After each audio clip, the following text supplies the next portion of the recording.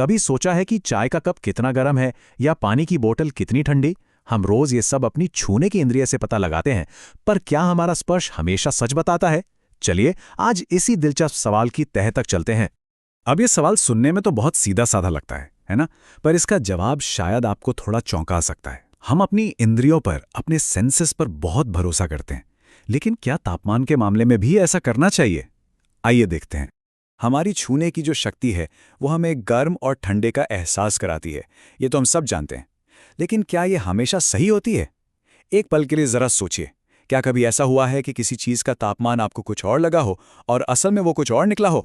तो चलिए अब एक काम करते हैं, अपने इस भरोसे को, इस सहज ज्ञान को एक बड़े ही सरल लेकिन मजेदार एक्सपेरिमेंट से परखते हैं। देखते हैं कि हमारी स्पर्श इंद्रिय इस परीक्षा में पास होती है या फेल। ये एक्सपेरिमेंट कोई भी घर पे कर सकता है, बहुत आसान है। हमें बस 3 कटोरे चाहिए। एक में गर्म पानी हो, दूसरे में एकदम बर्फीला ठंडा पानी और तीसरे कटोरे में बिल्कुल नॉर्मल, मतलब कमरे के तापमान वाला पानी। तो करना यह है कि पहले एक हाथ गर्म पानी में जाएगा और दूसरा बर्फीले ठंडे पानी में। कुछ देर बाद दोनों हाथों को एक साथ निकालकर बीच वाले सामान्य पानी के कटोरे में डालना है।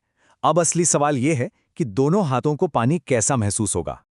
और जो नतीजा सामने आता है वो सच में हैरान करने वाला है। पानी का तापमान तो एक ही है, लेकिन जो हाथ गर्म पानी से आया था उसे ये नॉर्मल पानी ठंडा लगता है, और जो हाथ बर्फीले पानी से आया था उसे यही पानी गर्म महसूस होता है। सोचिए, एक ही पानी, दो अलग अलग एहसास। तो इससे एक बात तो बिल्कुल साफ हो जाती है कि तापमान मापने के लिए हमारी स्पर्श इंद्रिय बिल्कुल भी भरोसेमंद नहीं है। ये एक रिलेटिव चीज है और हमें आसानी से धोखा दे सकती है। तो अगर हमारा स्पर्श भरोसे के लायक नहीं है, तो फिर सही माप क्या है? यहीं पर विज्ञान हमारी मदद के लिए आता है। आइए अब तापमान की दुनिया में चलते हैं, जो हमें एक ऑब्जेक्टिव, एक पक्का सच बताता है। देखिए, तापमान हमें एक पक्की संख्या देता है जिस पर भरोसा किया जा सकता है। ये हमारे एहसास पर निर्भर नहीं करता, और इसे मापने वाला उपकरण यानी थर्मामीटर इस कहानी का असली हीरो है। लेकिन एक मिनट, आज हम जो थर्मामीटर देखते हैं ना, वो हमेशा से ऐसे नहीं थे। इनकी तकनीक में एक बहुत बड़ा बदलाव आया है, जहरीले से लेकर बिना छुए काम करने वाले तक। आइए जरा इस सफर को देखते हैं। एक तरफ वो पुराना पारा वाला थर्मामीटर और दूसरी तरफ ये मॉडर्न डिजिटल वाला। ये सिर्फ कोई टेक्नोलॉजिकल अपग्रेड नहीं था, इसके पीछे एक बहुत बड़ी, बहुत ज़रूरी वजह थी। तो सवाल ये है कि आखिर ये बदलाव क्यों हुआ? जवाब है सुरक्षा और सुविधा। पुराने थर्मामीटरों में जो पारा यानी मर्क्यूरी होता था वो बहुत ही जहरीला होता है। अगर वो थर्मामीटर टूट जाए तो ये बहुत खतरनाक हो सकता है। डिजिटल थर्मामीटर ने न सिर्फ इस खतरे को खत्म किया, बल्कि तापमान को पढ़ना भी बच्चों का खेल बना दिया। और टेक्नोलॉजी यही नहीं रुकी। हाल ही में जो महामारी आई थी, उस दौरान तो ये कॉन्टैक्टलेस थर्मामीटर हम सब की जिंदगी का एक जरूरी हिस्सा बन गया था। बिना छुए ही तापमान मापने की ये जो क्षमता है, वो संक्रमण को फैलने से रोकने में एक गेम चेंजर साबित हुई। 37 डिग्री सेल्सियस, ये नंबर हम सबके दिमाग में एकदम फिट बैठा हुआ है कि यही है नॉर्मल बॉडी टेम्परेचर।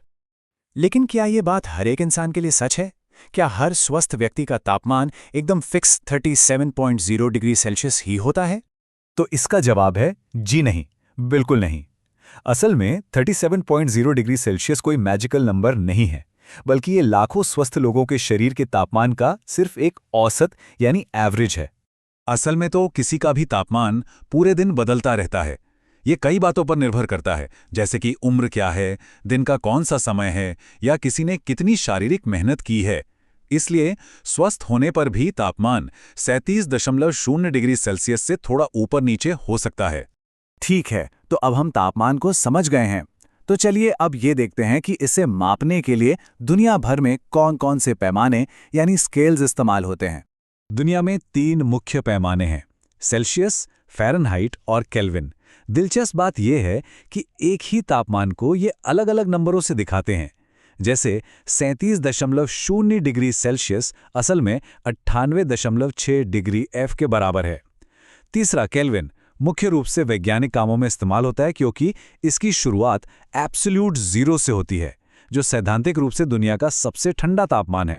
तो हमने देखा कि कैसे हमारी स्पर्श की इंद्रिय हमें धोखा दे सकती हैं और कैसे थर्मामीटर हमें एकदम सटीक जानकारी देते हैं। तो आखिर में इस सबका निचोड़ क्या है? सटीक माप इतना महत्वपूर्ण क्यों है? ये एक कहावत है जो इस पूरे विश्लेषण का सार है। गलत मापन करने से अच्छा है कि कोई मापन किया ही ना जाए, चाहे विज्ञान हो या हमारी रोजमर्रा की जिंदगी। एक भरोसेमंद माप हमें दुनिया को बेहतर और ज्यादा साफ तरीके से समझने में मदद करता है।